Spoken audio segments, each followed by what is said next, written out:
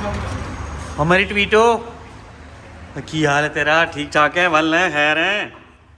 हाँ दोस्तों, ट्वीटी देखिए मेरी ड्यूटी तो आपने साथ सब तो पहला इसमें मिलना वा, अटेंडेंस बाद चलाना। चलो हम अटेंडेंस लाइए।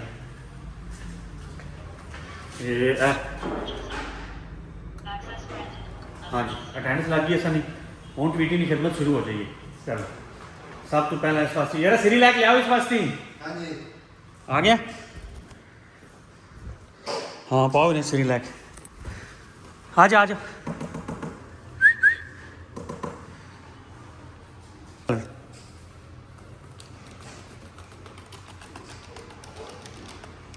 और लिया दूआ दूआ पैकेट खोल पा छोड़ बस ठीक है, बाकी रख सो। चल खा ले ट्वीटी है। नेक्स्ट कर दिया। हाँ कहाँ दी रहेगी?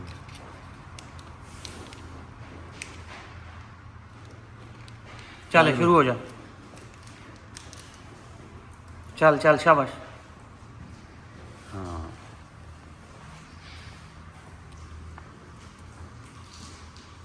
हूँ देख जरा कितने बह रही है जाके, एलईडी पर बह रही है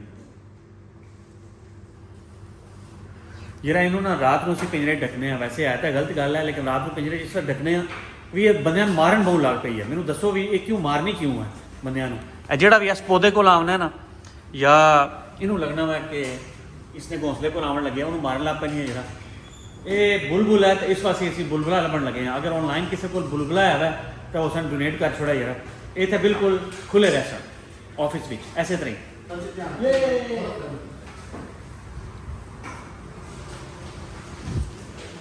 देखी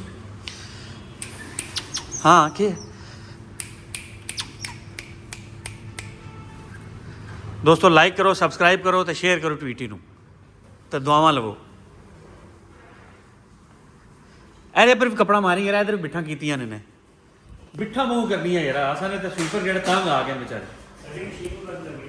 कौन सी मशीन नहीं चल रही?